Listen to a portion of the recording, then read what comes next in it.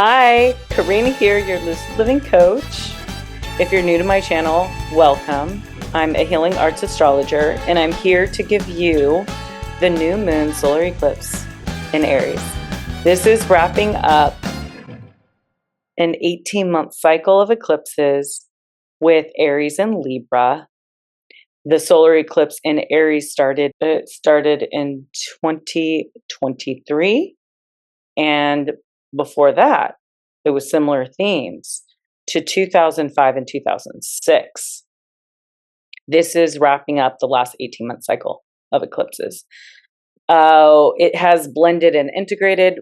We have two more eclipses at the end of this year, which will be Pisces and Virgo.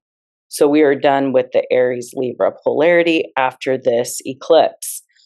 We are in an eclipse portal right now as I'm recording this. Also a Mercury retrograde and a Venus retrograde. I'm extremely tired today. I think I have a lot of moon opposite my moon and Saturn, and things have just been slowed down a bit. So hang in there. This solar eclipse will be happening on Saturday if you're the Pacific Coast time, March 29th at 3:58 a.m. This eclipse is happening at 9 degrees of Aries. And I just created some birthday cards for my Aries folks. And I did it in a very fast type of way because Aries rules that Martian energy that is quick and it's fast. Then on the inside, I have the constellation, and I put another year older and still charging through life. Aries don't age. They just level up and make shit happen. May shifts this year around building a future that aligns with your true self. So I have these for sale.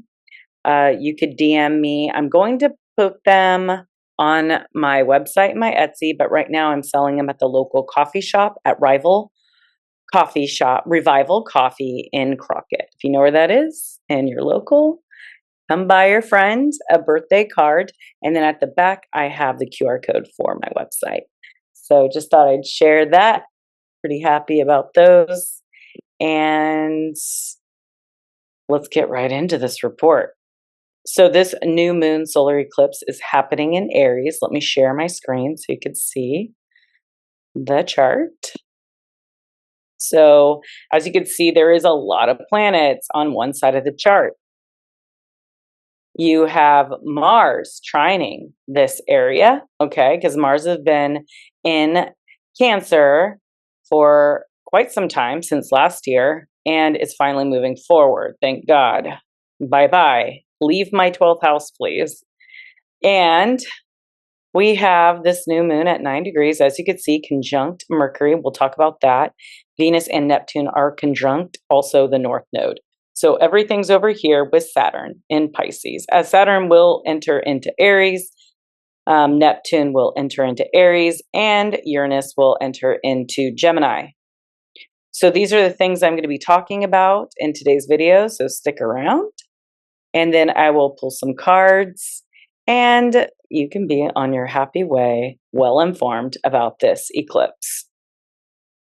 Now, this is initiating the next 6-month cycle, and there is a lot of fast changes, okay, that's happening within the next 6 months. So hold on to your hats. Aries is the spring ram. It's giving us all this energy and all this strength and fortitude and confidence and growth, initiating on like new things on God's behalf to the betterment of humanity, blindly charging forward, growing self-awareness and confidence through asserting our will into this new world. This is the last solar eclipse in Aries, which is wrapping up the last 18-month cycle of Aries and Libra eclipses. Now, the next day, which is March 30th, Neptune follows its transit into Aries, which will be felt very strongly, as Neptune is an outer planet with a 14-year cycle. So the last time Neptune was in Aries was in 1866 through 1875. This was not in our lifetime, but it was during the Civil War. Reconstruction Act, giving freedom to the slaves and allowing African American males the right to vote. Also, the formation of the domination of Canada, and also the United States purchased Alaska from Russia. This was the end of the medieval medicines, boo, bringing in the dawn of the modern medicine. Also, the birth of the first ambulance, and America was coined the land of opportunity. So there was many people rushing into America then, and the people identified and started identifying with Democrats and Republicans. I think it was because of the slavery thing. We let the technology guide how we communicate, aka the balloon, the big hot air balloons that they were using for warfare. So they would just like put cameras and telegraphs and other equipment to observe the spots of the enemy's movement, direct artillery fire, and to provide early warnings of enemy attacks. So Neptune in Aries is acting on the dream, okay? Things will become awakened, and self-awareness about our connection with all, God, universe, will be growing into conscious awareness. We will be actively releasing the unknown and unconditionally accepting life and removing the barriers that create separation between. Also, because we have Pluto in Aquarius now for this long cycle, the last time Pluto was in Aquarius was in 1778 to 1798. And this sparked the American Revolutionary War, also marked the Treaty of Paris, marking the end of the war in 1783. So yes, the war had started, but it also had ended in this Pluto Aquarius transit. The transition between the Age of Enlightenment and the Industrial Revolution. Also, a fun little fact is Uranus, the planet that rules Aquarius, was discovered while Pluto was in Aquarius, which was the first planet found with the telescope. Now, Uranus, here's Uranus. It's been in Taurus, and it will be moving into Gemini next in July.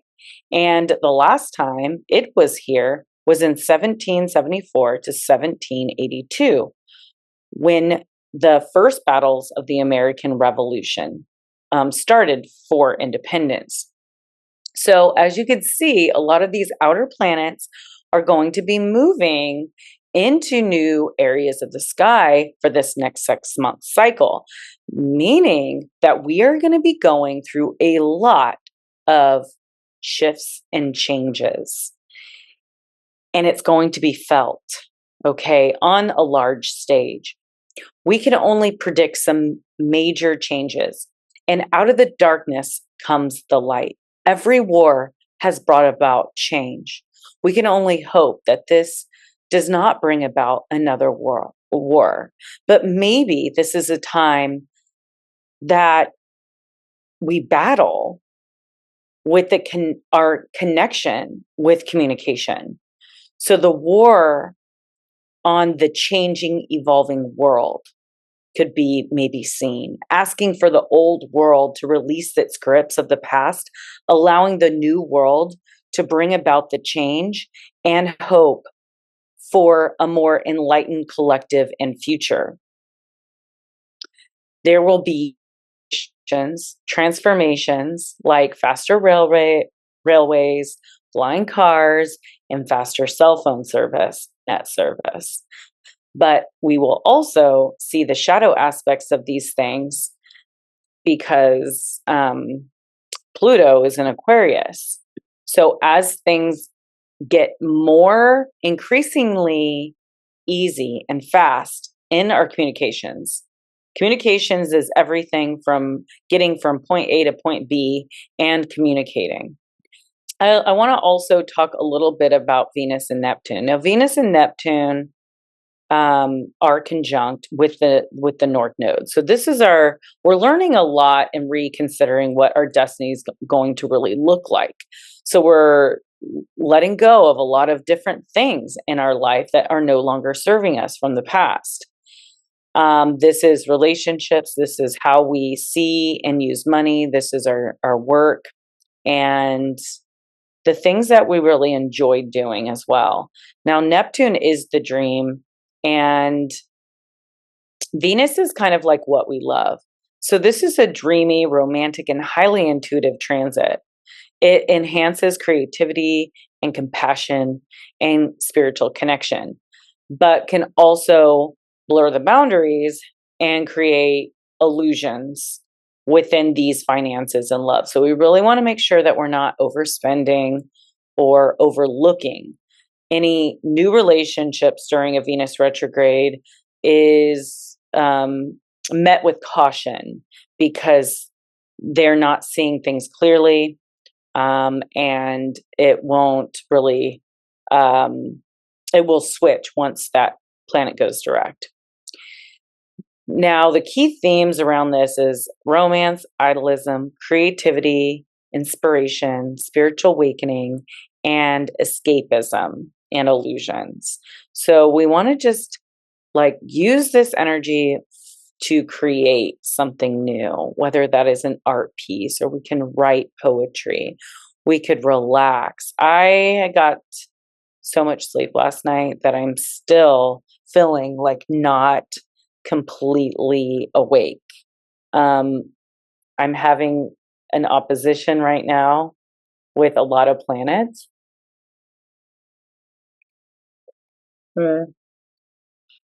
Another great way is to hydrate. Hydrating with all this water energy is imperative to your mental health and your physical health. So trust your body.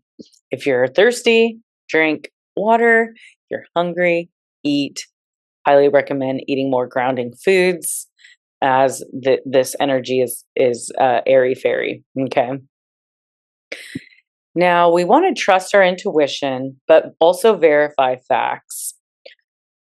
We want to be cautious in new romantic and financial commitments, make sure that they're based on reality and not fantasy, and set healthy boundaries to avoid being taken advantage of.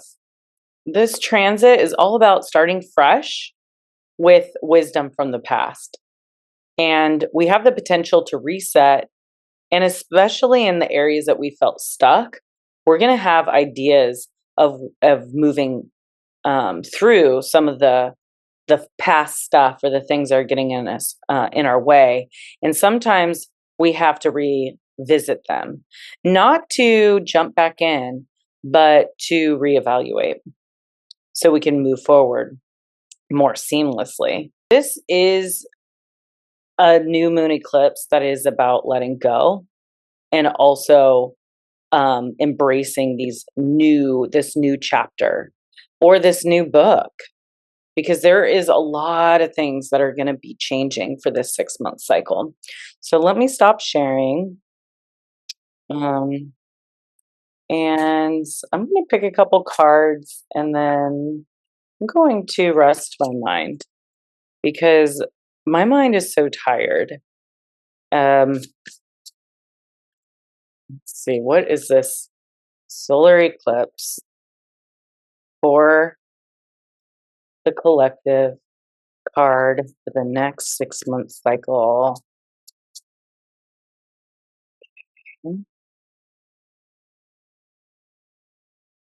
So it looks like 2 came out. I'm okay with that. And they kind of came out upright. So what I'll do is I'll read both. We have the 2 of Cups, which is all about partnerships and relationships. And we have the Justice card, which is also about relationships and harmony and balance. And they reverse. So that would make sense as Venus is retrograde. Let's go ahead and we'll read the 2 of Cups first. So the 2 of Cups This card is about together we learn to dance to the cosmic serenity. Okay, so love, union, synergy, and devotion. This card is all about relationships. The Two of Cups reflects upon what a union needs in order to thrive. In the early stages of romantic fusion, balance should be at the top priority as this dance of harmony commences. Attraction is lighting you up, but now it's important to work on deepening your emotional bond. Honesty, blend your light and shadow with someone else's. This is a beautiful and rewarding process towards true union. It's all about learning a common choreography with your partner and making sure that in it there is space for each of you to continue practicing and evolving. A loving relationship or successful collaboration means growing together and reflecting on what you transfer onto the other half. Know that both sides are already complete. Their interplay should nurture and expand their wholeness. This dance consists of supporting each other to rise to their highest potential. Devote yourself fully to its rhythm.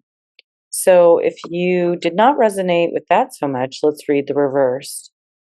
You are hoping to partner with someone in this cosmic dance, but you're swaying alone for now. So often we look to the external world, to someone else to complete us. However, feeling full is an inner process. When we unite with someone else, when we haven't cultivated our own wholeness, any relationship will reflect that. Focus on you first.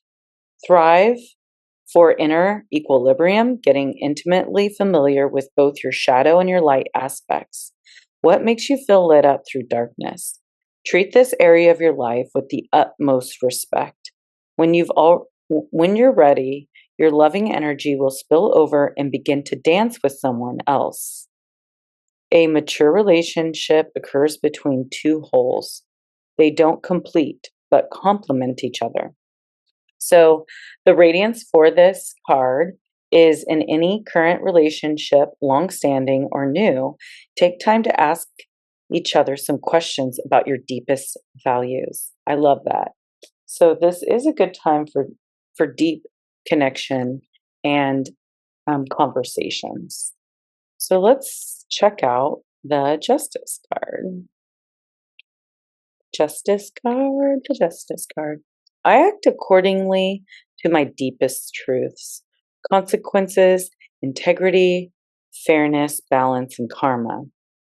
Each decision bears consequences.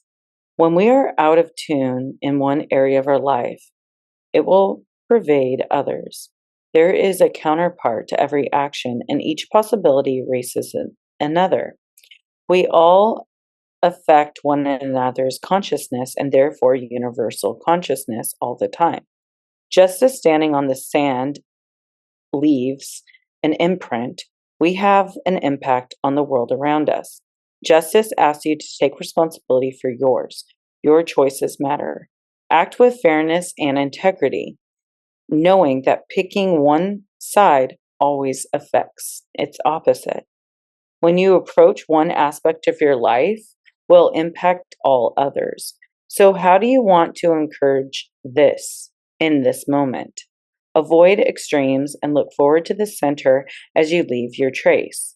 You are being asked to find balance within so you can let an inner steadiness inform your movements.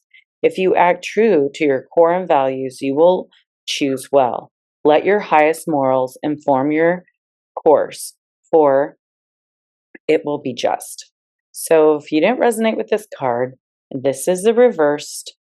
Justice inverted hints that you are tempted to act in conflict with your ethics. Are you pivoting between extremes? Know that there are always consequences for your decisions, even if you can't quite see them now. In some cultures, this idea of cause and effect is called karma. Some say karma's a bitch, but really, she'll treat you exactly the way that you treat the world. Stay accountable and make amends if you've wronged someone or yourself. Take responsibility for your mistakes and try again. So the radiance tip for this card is stand with both feet on the ground and close your eyes. Calibrate your weight evenly between both soles and become as still as possible. Be in the experience of approaching center, even if you waver. So those are really good cards for this Aries and Libra energetic polarity, about balancing our needs with the needs of others, coming into unions and dancing in harmony, finding a midway within your differences in harmony. So let's just pick one more. This is a oracle. This is the Flower of Life oracle. So we'll do stillness. If your life has become quiet and still in your outer world, know much is happening in your inner world.